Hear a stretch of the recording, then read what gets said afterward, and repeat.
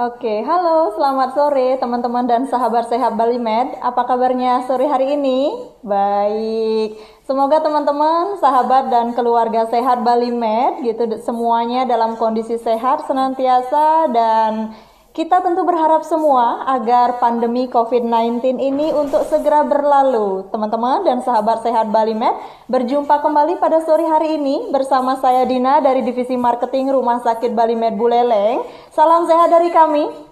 Oke, dan teman-teman dan sahabat sehat Bali Med, sekiranya teman-teman dalam hal ini sore hari ini ada waktu luang begitu atau sedang beristirahat, itu di sela-sela waktu bekerja, Anda bisa untuk ikuti live streaming kita di Instagram Rumah Sakit Bali Med Buleleng. Silakan Anda bisa mengajak teman-teman, sahabat, kerabat, keluarga, dan ataupun tetangga atau siapapun itu bagi Anda juga sebagai pemerhati dunia kedokteran dalam kesempatan bincang seputar kesehatan pada sore hari ini. Menarik sekali tentu topiknya, yaitu tentang menjaga kesehatan jantung kita di era tatanan kehidupan baru atau new normal yang kita sebut saat ini. Nah teman-teman dan sahabat sehat Bali Med, sore hari ini kita sudah kedatangan tamu, seorang dokter spesialis jantung dan pembuluh darah. Beliau adalah Dr. Iketut Susilo SPJP VH.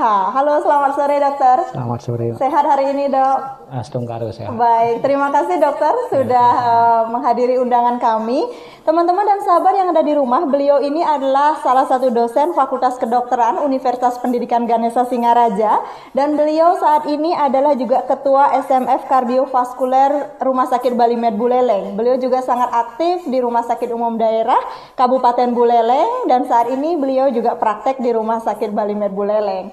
Nah teman-teman dan sahabat yang ada di rumah, sore hari ini menarik sekali perbincangan kita, yaitu salah satu penyakit yang kiranya menjadi salah satu diagnosa yang sering atau kerap kali terjadi pada masyarakat, yaitu tentang kesehatan jantung kita di era new normal. Apa itu? Nah, mari kita simak perbincangan kita pada sore hari ini. Nah, dokter, mengapa sore hari ini kita mengangkat topik tentang menjaga kesehatan jantung ini, dok? Ya, dasarnya adalah karena kita ketahui bahwa sampai saat ini penyakit jantung masih menjadi penyebab kematian utama di Indonesia dan juga di global. Di dunia masih belum tergeser, masih menyebab kematian nomor satu.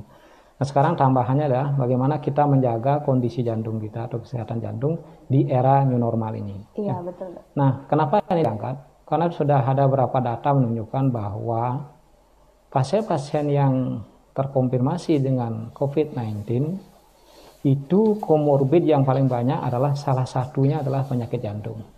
Nomor satu adalah hipertensi, nomor dua adalah diabetes mellitus, nomor tiga adalah penyakit jantung, kemudian nomor empat adalah penyakit paru-paru. Nah itu yang kelima baru penyakit keganasan. Nah kalau kita lihat bahwa penyakit hipertensi dan diabetes itu adalah salah satu faktor risiko untuk orang kena penyakit jantung. Oke. Nah, kalau itu kita kumpulkan ketiga-tiganya, jelas di sini bahwa adalah penyakit ketiga adalah jadi penyebab utama atau komorbid utama untuk orang yang gampang terpapar untuk penyakit COVID-19. Itu masalah pertama. Kedua, kalau mereka yang tiga ini terkena COVID-19, itu risikonya akan tinggi untuk mengalami suatu kasus meninggal. Sehingga kalau kita lihat di media sosial di mana-mana, kalau orang meninggal pasti komorbidnya ada salah satu di antara tiga itu pasti ada. Yang mereka setelah terkonfirmasi akhirnya meninggal, pasti apa komorbidnya? Pasti jawabannya kalau bukan jantung, diabetes, hipertensi, itu aja. Nah oleh karena itulah sekarang bagaimana upaya kita di tatanan new normal ini untuk menjaga supaya mereka-mereka yang punya komorbid penyakit jantung, hipertensi, diabetes harus dilindungi. Sehingga dia bisa menjalankan kehidupan biasa, tetapi juga dia tidak terlindung dari COVID-19 itu. Iya, betul dokter. Nah, berarti ada kelompok beresiko, salah satunya adalah hal ini yang bisa untuk menjadi komorbid atau faktor pendukung itu dok ya, untuk terkena COVID-19. Kalau terinfeksi menjadi lebih berat. Menjadi lebih berat, betul itu dokter. Tantangannya. Nah dokter, kalau kita simak penyakit kardiovaskuler atau penyakit jantung ini menjadi salah satu penyebab kematian yang utama. Banyak ya, yang utama di dunia ini. Nah itu kenapa bisa begitu dokter? Apa yang salah sebetulnya dari aktivitas sehari-hari masyarakat? Ya kalau kita lihat data yang ada, yang orang yang meninggal oleh jantung memang terbanyak oleh karena penyakit jantung koroner ya, serangan jantung mendadak. Yaitu sebenarnya sih masalahnya adalah kenapa? Karena kita tidak bisa mengendalikan faktor risiko orang yang akan terkena penyakit jantung itu. Ya. Apalagi ditambah sekarang dengan sistem pandemi ini malah tambah susah lagi. Susahnya kenapa? Orang yang sudah jelas-jelas penyakit jantung, mestinya dia harus kontrol, dia akan mengalami ketakutan nanti kena COVID. Sehingga dia loss, tidak kontrol. Iya. Nah kalau loss tidak kontrol, satu risiko untuk terkena serangan jantungnya malah jadi berat. Kan sulit. Dia menghindar tidak kena COVID, tapi serangan jantungnya mengancam. Iya. Dia menyelamatkan jantungnya, dia takut kena COVID. Oke. Kan bolak-balik ini. Bolak-balik. Nah ya, ini yang jadi susah. Makanya strateginya bagaimana? Nah makanya lahirnya istilahnya tataran new normal kan jalan tengah sebenarnya. Jalan tengah apa? Jalan tengah dalam upaya kita ketahui bahwa efek pandemi COVID ini adalah luar biasa di sektor sosial dan ekonomi. Oke. Kita lihat berita terakhir, hampir 216 negara yang kena kan semua mengalami kemunduran ekonomi. Pertumbuhan ekonomi defisit semua, minus. Nah itulah sekarang jalan tengahnya apa? Pakailah jalan tengah new normal. Iya betul ya, dokter. Dengan tatanan protokol begitu ya. Dok, jangan sampai begitu dok ya, cemas ke rumah sakit, tidak kontrol lalu ke dokter. Penyakitnya sendiri. Malah, iya dokter, betul dok. Iya baik dokter. Nah dokter, kita sebetulnya mungkin masyarakat awam pada umumnya sebetulnya mengenal penyakit jantung, tapi ada satu sisi yang mengabaikan begitu dok, keluhan dan setiap kali gejala yang dirasakan gitu dok. Nah sebelum kita simak apa sebetulnya gejala-gejala dari penyakit jantung itu, apa sih faktor utama ketika seseorang bisa menyebabkan gangguan pada organ jantungnya dok?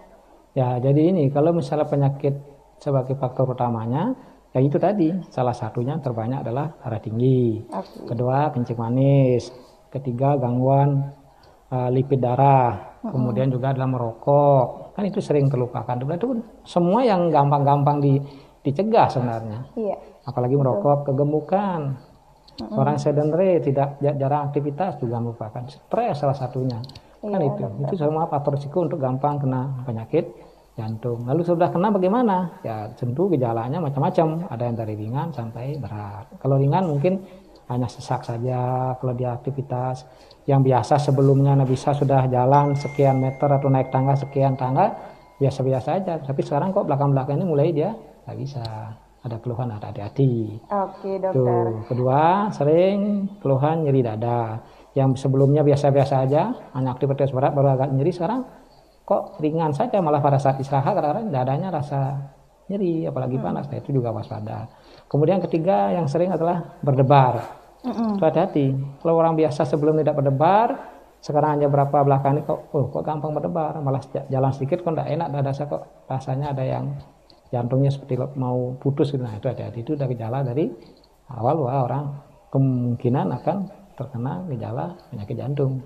Oke, baik dokter. Nah sebelum terkena penyakit jantung tadi dokter sudah mengatakan bahwa gejalanya itu tadi dok, yaitu sesak, dominan nyeri, kemudian berdebar begitu dok. Nah sesak yang dimaksud ini seperti apa dok? Biasanya pasien atau seseorang itu yang waduh ini kayaknya saya harus kontrol ke jantung. Seperti apa karakteristik sesaknya dok? Jadi sesaknya macam-macam ya. Tapi kita kalau udah sesak kita harus bedakan ini jantung apa bukan.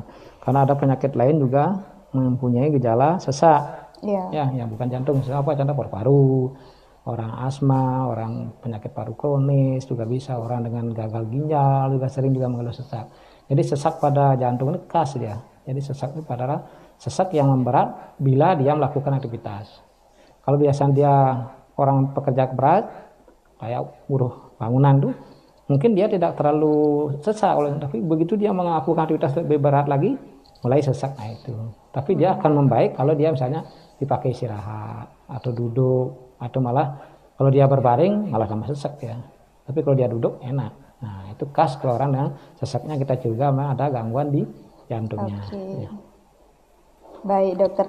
Nah nyeri dada dok, yang kedua selain sesak, nyeri dada yang seperti apa nih yang mengindikasikan khas bahwasanya ini penyakit jantung? Nah ini nyeri dadanya khas, ini umum pada umumnya ya, di luar orang dengan diabetes, orang wanita, postmenopause itu memang tidak klasik, atau orang lanjut usia itu memang lain. Tapi kalau di luar itu yang khas adalah nyeri dada yang dirasakan bisa tiba-tiba atau bisa mungkin pelan-pelan tambah berat. Itu khas ada nyeri dada di sebelah kiri. Yang di sebelah kiri dada terasa nyeri, kemudian dia tidak bisa menunjukkan lokasi nyeri di mana, sehingga dia kadang bingung memegang dadanya seperti ini aja dia. Bahkan disertai dengan rasa panas dadanya, seperti terbakar, bahkan yang berat lagi seperti tercekik dia. Seperti orang mau cekukan itu. Bahkan sampai keringat dingin, bahkan dia nyerinya sampai menjalar, bisa ke lengan kiri, bisa sampai ke punggung, sampai ke leher. Maka sering orang dengan keluhan nyeri dada kan dibilang sakit gigi kan. Dikira bukan sakit gigi, ternyata bukan, karena ada penjalanan sehingga giginya bilang sakit. Malah kadang-kadang dikeroki dia sampai ke lengannya itu khas itu, bahkan sampai seperti tercekik itu. Oke, dokter. Bahkan yang apes sudden death. Oh. Belum ada korban langsung mati. Itu kan, maka hati-hati di masyarakat kalau sudah ada orang tahu tiba-tiba ada keluhan nyeri keringat dingin sebentar atau langsung death. Nah, itu udah khas pasti dah. Serangan jantung. Dokter, ya, betul dokter. Nah, tadi dokter mengatakan sedikit tentang serangan jantung, Dok. Bisa tidak, Dok? Awalnya yang mungkin kesehariannya tidak pernah mengalami gejala itu, lalu tiba-tiba langsung mengalami gejala itu dan berat, Dok, fatal, kemudian meninggal gitu, bisa, Dok? Bisa, sangat bisa. Dan berapa contoh artis kita yang meninggal mati mendadak kan banyak. Oh iya. Ya seperti siapa? Haji Mas Said. Kan terakhir si siapa? Suaminya Bunga Citra Lestari. Oh iya. Ya kan orangnya sehat-sehat saja. Betul, dokter. Ya, tapi bisa saja mendadak. Itu namanya serangan jantung mendadak atau istilah bahasa medisnya sudden cardiac death. Itu bahasa macam-macam penyebabnya. Tetapi terbanyak itu oleh karena adalah penyempitan pembuluh darah koroner. Tapi bisa juga yang bukan itu. Tapi tidak banyak. Tapi bisa kalau orang atletis bisa. Kalau dari penyakit bawaan dia, kelainan otot jantung bisa, atau mungkin bawaan karena gangguan irama jantung yang tidak terdeteksi bisa juga. Nah itulah makanya sering pada orang dengan mati mendadak atau sudden cardiac death pada usia produktif, usia dewasa muda itu yang paling takutkan. Tapi kalau dia sudden cardiac oleh karena dia usia lanjut itu kebanyakan oleh karena penyakit jantung koroner, penyempitan koroner itu yang sering. Berarti dokter mungkin tidak penyakit jantung koroner ini dialami oleh usia muda, Dok? Kalau usia muda jarang, ya jarang. Tapi kalau paling sering adalah usia lanjut dengan faktor risiko. Risikonya apa ya tadi itu, darah tinggi, kencing manis, orang gemuk, merokok, gangguan kolesterol, jarang olahraga, stres bisa. Iya, dokter. Mungkin menarik, Dok, kalau kita semisalnya mengupas lebih dalam gitu, bagaimana sih hubungannya ketika seseorang itu merokok, Dok? Nah, selama ini kan yang diketahui kalau merokok itu bisa menyebabkan sesak saja. Nah, bagaimana kemudian prosesnya ketika rokok itu masuk ke dalam tubuh dan bisa mengganggu sistem jantung kita, Dok? Ya, jadi sampai saat ini kan rokok jadi merupakan faktor risiko utama ya untuk serangan jantung, terutama adalah nyangkut jantung koroner. Yang kedua ya penyakit paru. Nah, kita tahu kan memang asap rokok melalui paru. Tapi kalau dihubungkan dengan jantung, kita ketahui bahwa rokok itu kan bukan asapnya aja. Komponen dalam rokok itu banyak. Ada tar, ada nitrik oksid, ada macam-macam. Nah itulah yang akan masuk ke sirkulasi, itu yang akan merusak. Kalau sudah dia masuk darah, komponen-komponen dari rokok selain asap rokoknya, dari orang isep masuk itu serot gitu kan. Itu banyak unsur dalam rokok itu. Ada racun banyak, nitrik oksid ada. Seperti racun itu yang akan masuk ke dalam darah. Nah itulah masuk ke sirkulasi, itu yang akan merusak sistem pembuluh darah. Salah satunya adalah pembuluh darah di jantung. Pembuluh darah lain bisa, contohnya apa? Pembuluh darah di paru bisa, sehingga orang kena serangan penyakit paru-paru. Bisa juga pembuluh darah tepi atau pembuluh darah di kepala, jadi orang stroke. Banyak orang merokok juga faktor risiko utama untuk terjadinya stroke. Iya. Makanya janganlah merokok bagi mereka yang sudah punya faktor risiko lain. Contohnya sudah punya darah tinggi, jangan merokok. Sudah gemuk, jangan merokok. Sudah diabetes, jangan merokok. Sudah jarang olahraga, jangan merokok. Jadi kita minimal kalau sudah merokok kita kurangi. Yang lain apalagi hipertensi ya obati darah tingginya. Gemuk turunkan berat badan. Punya kencing manis kontrol gula darah. Kan gitu aja. Iya, dokter. Sebetulnya simpel, Dok, ya, sederhana sebetulnya ketika kita bicara upaya preventif atau pencegahan agar tidak sampai terjadi pada diri kita ataupun keluarga Anda di rumah itu jangan sampai terkena serangan jantung atau penyakit jantung koroner ini. Nah, dokter, menarik tadi, Dok. Kemudian kalau kita semisalnya mau periksa jantung nih, Dok, apa saja sih, Dok, pemeriksaan yang biasanya dilakukan kalau ke dokter spesialis itu? Ya, kalau standar untuk pemeriksaan jantung ya selain pemeriksaan pemeriksaan vital sign ya tensi pasti diperiksa dulu pertama. Kedua, setelah tensi kita juga ada darah tinggi, ya kita lanjutkan dengan pemeriksaan ronsen. Kedap jantung. Ketiga, pasti dilakukan pemeriksaan rekaman jantung. Setelah itu baru pemeriksaan yang sederhana, pemeriksaan darah. Karena kita tujuan apa ya? Mencari itu. Mungkin dah dia ada faktor risiko akibat gangguan gula darah, misalnya akibat gangguan lipid darah yang terganggu yang menyebabkan jadi faktor risiko untuk penyakit jantung. Itu yang kita cari. Nah setelah itu ketemu, baru kita bisa kelompokkan, kita lakukan namanya stratifikasi. Oh ini penderitanya stratifikasinya termasuk risiko tinggi, risiko sedang, risiko ringan. Nanti pendekatan kita di situ nanti.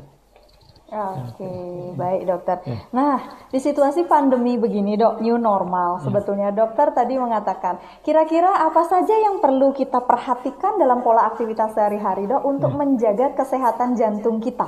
Nah, ini yang paling penting ya, fokus kita. Pada situasi pandemi ini kita kan, pandemi dalam di era new normal ini, kita perlu mengedukasi masyarakat, juga keluarga kita bahwa pengertian new normal dulu. Itu sering disalah kaprahkan oleh orang awam. Begitu bilangnya yang dimaksud dengan new normal adalah kita boleh beraktivitas seperti normal tetapi ada batasan. Batasannya apa? Protokol kesehatan. Itu yang harus dipegang dulu. Karena sementara ini kita lihat kan begitu orangnya ya normal, bukan new normal itu bukan normal. Baik. Karena normal dengan tatanan protokol kesehatan yang ketat. Nah, kalau ini dipegang kita akan bisa melewati fase ini. Tapi kalau ini sudah keliru, ya udah akan lama nanti. Buktinya semenjak ditetapkannya sekitar pertengahan Agustus dulu ya, kita meninggalkan ada new normal, dideklarasikan bahwa kita memasuki era normal. Buktinya apa? Sekarang kasus kan sudah meningkat. Iya dokter. Kasus yang terkonfirmasi dengan gejala dengan mengarah ke COVID-19 itu banyak. Kenapa demikian? Nah, berarti ada yang tidak benar, berarti protokol kesehatannya tidak jalan, edukasi kita terhadap masyarakat masih kurang. Salah satunya apa? Sama, kan 3P itu wajib pakai masker, itu kan harus itu protokol kesehatan. Kedua, rajin mencuci tangan setiap habis memegang benda suatu. 3, jaga jarak, kan gitu. Pola hidup bersih dan sehat kan itu. Ini harus ditekankan dulu pada masyarakat awam, inilah yang namanya protokol kesehatan yang dijalankan kemanapun, dimanapun harus lakukan. Kalau kita lihat model begini, kita kembali lagi. Kalau itu diterapkan bagus, mestinya kan satu, untuk menghilangkan kerumunan di mana ke tempat orang berkerumun paling banyak. Jadi hari, kan toh? Itu harus hati-hati. Bukan tidak boleh ke pasar, silakan. Itu aktivitas juga aktivitas penjual, tapi itu pakai protokol. Artinya jangan terlalu rapat. Tolong yang belanja pakai masker, yang jualan juga pakai masker, kan gitu. Setelah terjadi transaksi barang sampai di rumah dibersihkan, ingat cuci tangan setelah datang dari pasar. Barang-barang kita beli pasar harus cuci dulu, baru kita bersih, cuci tangan kita, baru kita megang yang lain, kan gitu. Masker jangan lepas selama ada di pasar atau di jalan. Setelah di rumah boleh kita pakai masker, kalau kita tetap jaga jarak. Nah, ini kan belum diterapkan secara bagus. Tuh, kedua apa? Misalnya ada pertunjukan itu nggak boleh. Itu kan keramaian. Betul dokter. tapi dengan dalil dok, ada beberapa pihak yang dengan alasan tertentu kemudian mengumpulkan massa, bahkan dokter dalam hal ini kegiatan ini mungkin perlu pencerahan dokter ya panitianya. Jadi kalau misalnya kita mau berpikir mau melakukan sesuatu, jadi pertimbangkan juga faktor resikonya, konsultasi dengan orang kesehatan. Kan itu harus dijaga. Bagaimana kita melakukan physical distancing kalau kita di tempat kerumunan kan sulit. Iya, dokter. Itu udah hilang satu kan. Betul. Physical distancing udah hilang. Kedua, masker enggak pakai lagi. Tambah hilang lagi kan. Tambah banyak itu jelas atau resikonya kan makin tinggi. Makin tinggi. Di mana kita berkumpul banyak orang, apalagi kita pakai masker, di sana ada risiko kita akan tertular lebih tinggi. Sekarang yang jadi di masyarakat masalahnya adalah justru mereka takut ke rumah sakit, tapi dia berani ke pasar. Justru dia kena di pasar, bukan di rumah sakit. Kita tahu rumah sakit kita yang ada Singaraja, Bali, Med, semua rumah sakit swasta dan negeri itu kan sudah menerapkan protokol yang ketat. Begitu Anda masuk akan ditanya sama satpam, dicek suhu dulu, kan? Ditanya lagi, ada tanda bergejala, tidak bergejala, kita pisahkan dia. Kalau sampai ke rumah sakit kita dia pakai masker, pasti ditegur semua satpam, Pak pakai masker. Kan sudah pakai, apakah Anda akan ditegur di tempat keramaian tidak ada. Iya, betul Maka dokter. resikonya justru di sana, bukan di rumah sakit. Betul dokter. Nah ini yang perlu ditegaskan kembali sebetulnya dok kepada teman-teman sahabat di rumah dan pemirsa Jangan bahwasannya dibalik. rumah sakit itu bukan menjadi tempat beresiko sebetulnya. Yang Iya. lebih beresiko itu di luar Iya, sana benar. begitu dokter ya. Tapi terbalik dok, masyarakat bilangnya aduh takut ke rumah sakit nanti kena COVID begitu. Nah, karena rumah sakit sudah pasti dipisah. Semua rumah Iya. sakit yang ada kita di Singaraja memisahkan antara orang yang bergejala, dari awal ini bergejala pasti jangan dikasih. Kan sudah kita pisahkan nih. Iya dokter. Kalau ada orang sudah terkonfirmasi sudah kita isolasi. Iya betul. Kalau sudah mau berkunjung ke poli atau ke UGD harus pakai masker. Nakes sendiri sudah jelas pasti proteksi dia pakai. Betul. Sudah sekarang kalian kan semua coba lihat. Iya. Di rumah sakit kita, di rumah sakit swasta yang lain, semua nakes itu. Karena dia menyadari begitu pentingnya kita membuatkan APD supaya kita bisa melindungi diri kita, melindungi pasien, melindungi keluarga, melindungi masyarakat. Kan tujuannya Iya, situ sebenarnya. betul dokter. Sebetulnya mulai dari personal ini harus menjadi pahlawan Ya. dokter ya untuk dirinya sendiri, untuk keluarga, siapapun ya, untuk untuk keluarga dan masyarakat. semua orang. Maka di sini dipentingkan namanya solidaritas kolektif. Jadi kesadaran kolektif. Ya. Kalau kita aja di Balimbad saja yang pakai masker sadar, di luar ya sama aja. Sama saja. Dia kena di luar bukan di Oke kita. dokter, iya dokter. Nah dokter dalam tatanan hidup baru ini new normal selain tadi pakai masker, cuci tangan dan juga jaga jarak, tentu yang perlu diperhatikan juga adalah pola olahraganya dokter. Ya, itu Nah salah yang satu. menjadi pertanyaan serius adalah ketika misalnya kita memilih pola olahraga, mungkin diawali dengan pola olahraga yang efektif untuk menjaga kesehatan jantung kita seperti apa sih dok? Ya, kalau olahraga untuk kesehatan jantung itu ada ukurannya ya. Oke. Tergantung jenis penyakit jantungnya. Tapi secara umum kita ada olahraga untuk jantung itu olahraga yang aerobik. Oke, ayo. Ya, aerobik apa? Jogging, Mm-mm.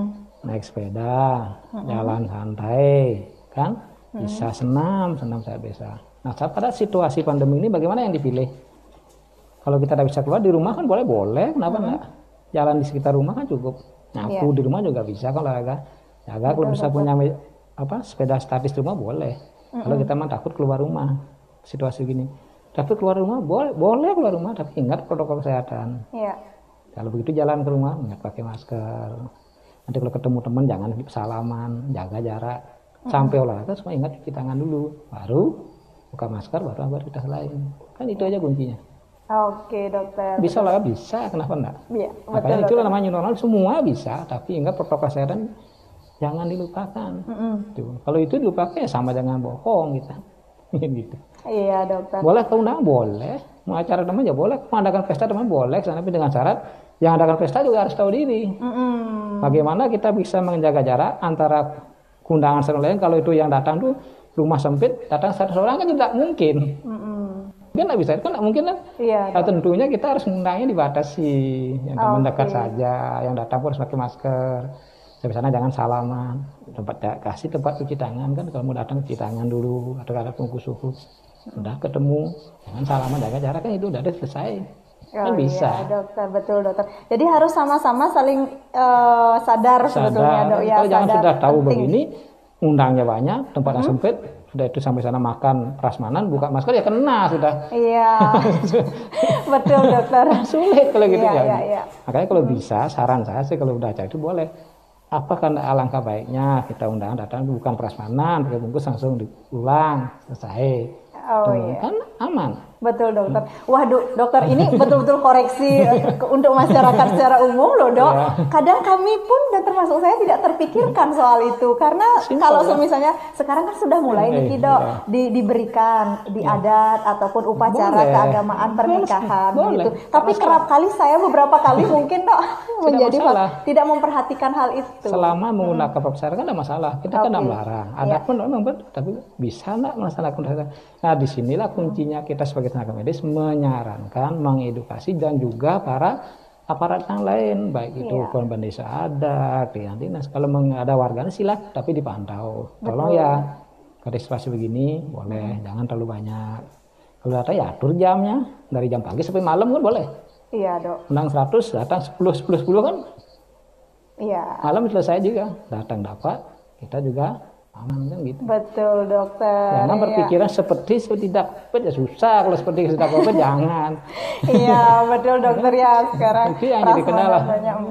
prasmanan kan buka masker, masa kita makan pakai masker? Iya, benar. Boleh, dokter. tapi atur jarak. Oke, itu yang susah lagi. Saya jaraknya antara 1 Iya, meter iya. sama boleh, tapi dimakan tapi 1 meter boleh.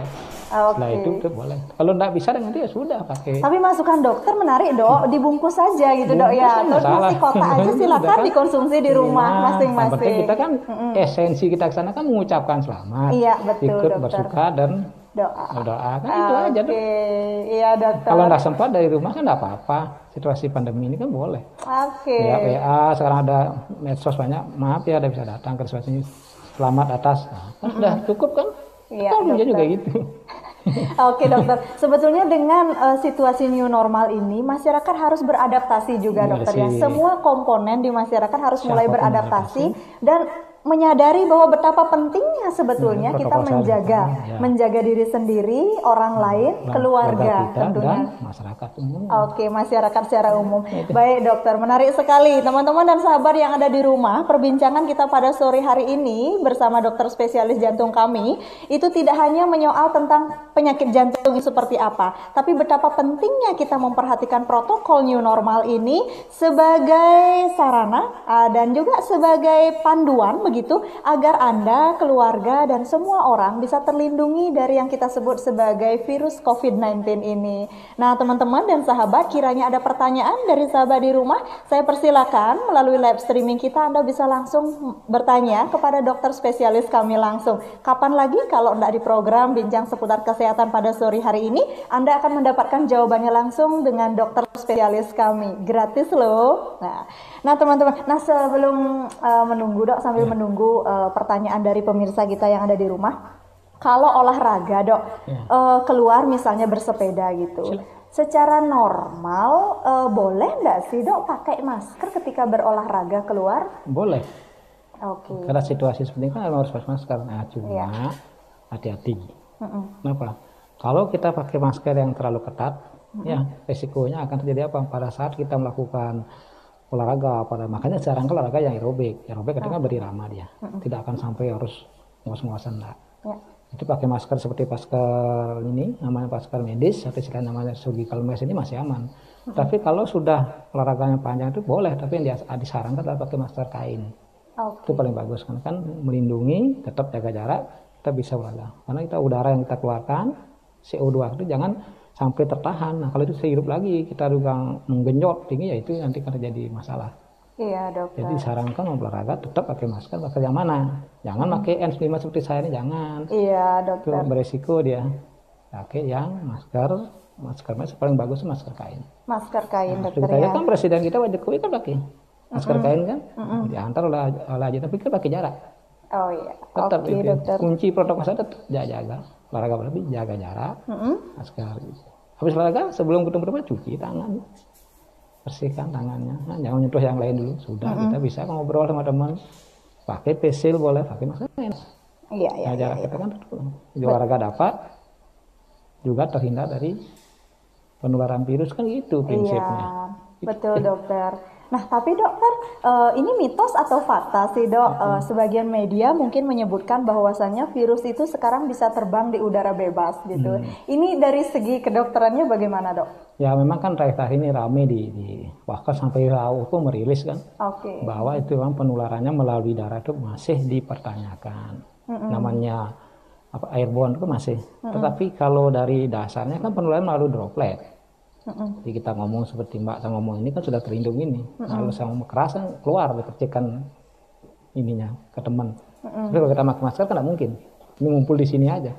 Oh iya. Kan tidak ada sampai kena kan. Nah itu tujuannya, itu namanya droplet. Tapi ada juga yang mikro droplet yang kecil-kecil. Nah inilah yang akan berterbangan. Tuh, tapi bukan airborne. Nah ini namanya aerosol. Siapa yang masuk aerosol banyak? Bagi mereka yang terkonfirmasi, yang kita sebut dulu dengan orang tanpa gejala, kan ini yang berisiko. Orang tanpa gejala kan tidak ada keluhan apa-apa. Kalau dia tidak pakai masker, dia ngomong suatu ngomong gini, keluar, diisap sama dia, kena dia. Kalau dia juga daya tahan tubuhnya bagus, tidak masalah. Dia jalan lagi, ketemu orang tuanya yang punya sakit jantung, ngomong sama orang tuanya, kena orang tuanya. Biasa pada saat di tracing sama rumah sakit, marah-marah. Nggak mungkin dong orang-orang pasar, orang tua anak kemana. Memang ada kemana-mana orang tua yang membawakan siapa. Betul, Kan gitu di era transmisi lokal kan begitu. Coba tanya pasien pasti protes. Iya. Nggak mungkin dong orang tua sakit di rumah aja. Ya memang betul di rumah. Yang membawakan siapa?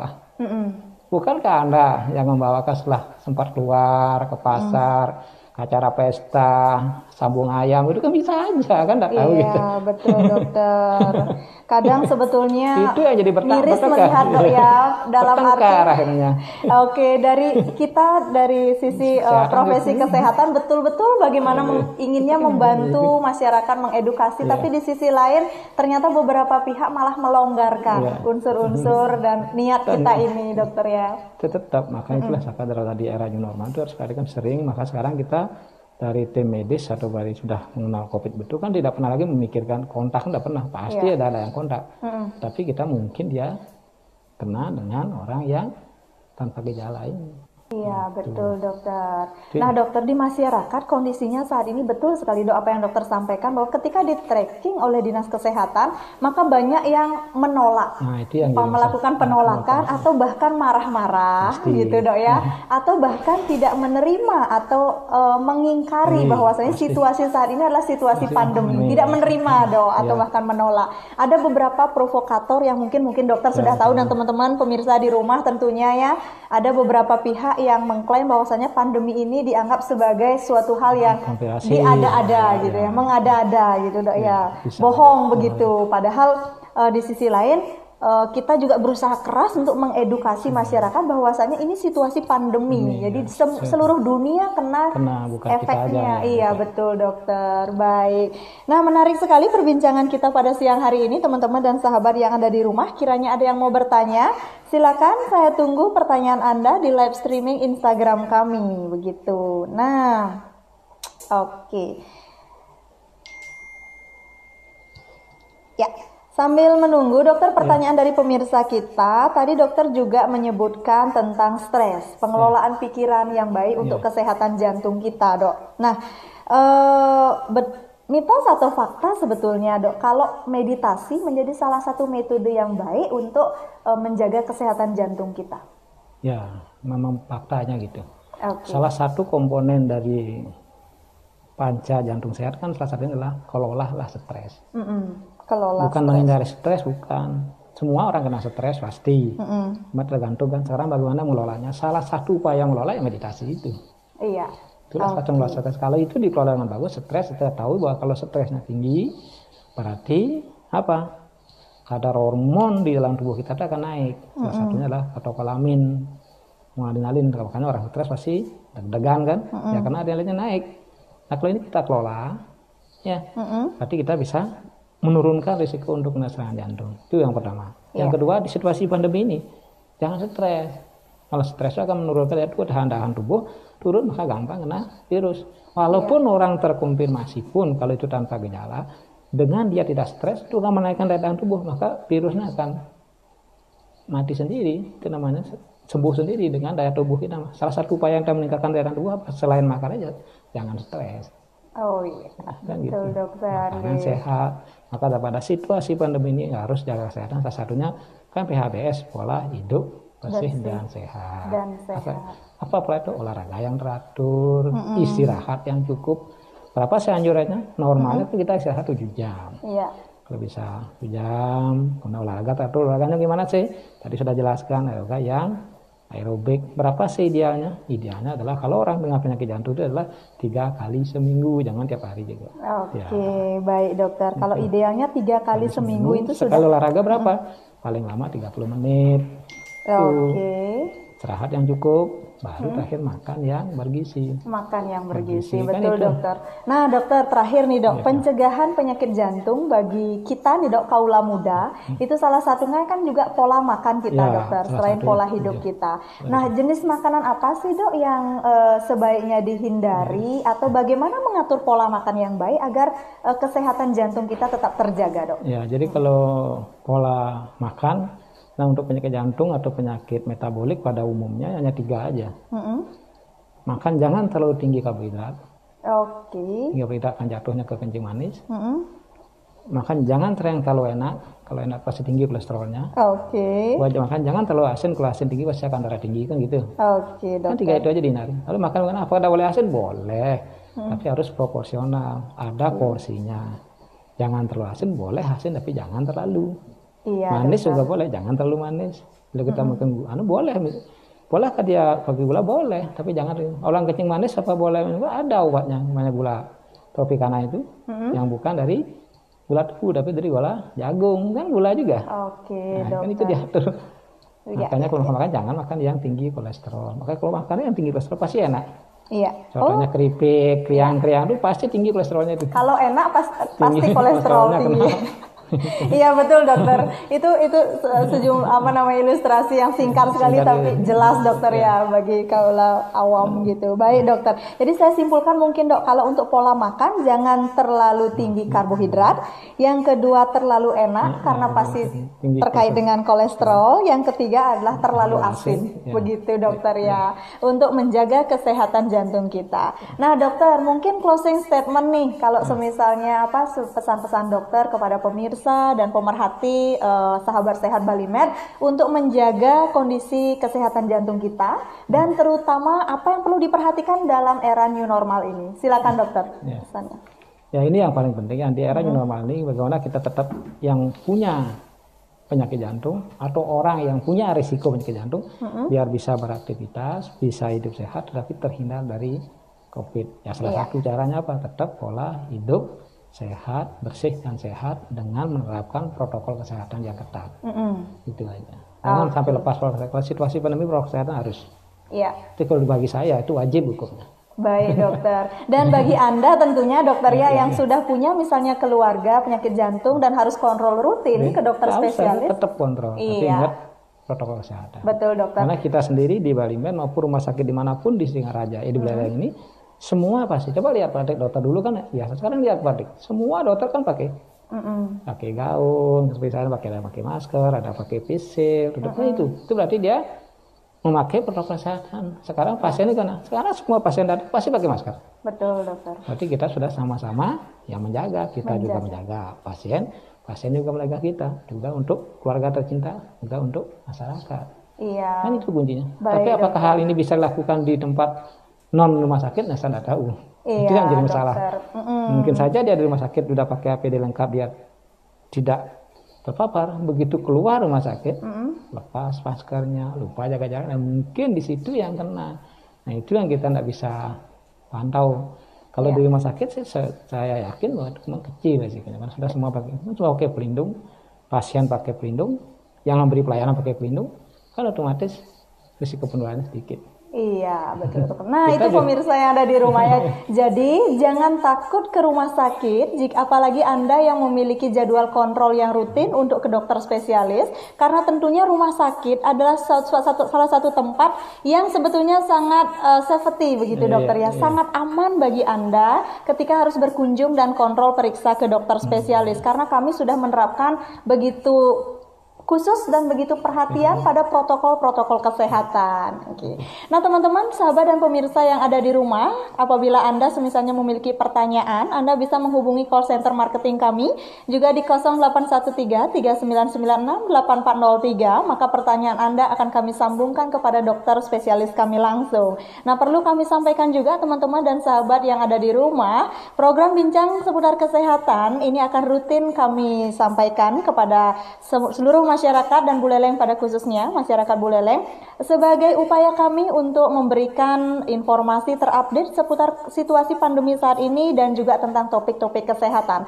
Apabila Anda misalnya memiliki masukan dan ataupun saran untuk topik kesehatan yang akan kita bahas, Anda juga bisa langsung menyampaikan melalui Messenger di Instagram kami ataupun Facebook kami. Nah dokter, terima kasih banyak dokter pertemuan kita pada sore hari ini. Semoga bermanfaat tentunya untuk masyarakat dan pemirsa sahabat sehat Balimed. Terima kasih banyak atas kebersamaan kita pada sore hari ini juga untuk seluruh pemirsa yang ada di rumah yang telah menyaksikan. Tetap patuhi himbauan pemerintah, oke, untuk tetap menggunakan masker, kemudian rajin cuci tangan, physical distancing, jaga jarak, kemudian makan makanan bergizi yang sehat dan juga berolahraga yang cukup begitu. Nah, teman-teman dan sahabat sehat Bali Med, segitu dulu perjumpaan kita dalam program bincang seputar kesehatan sore hari ini. Terima kasih atas perhatian kalian semua. Sampai jumpa untuk program berikutnya. Oke, selamat siang. Salam sehat dari kami.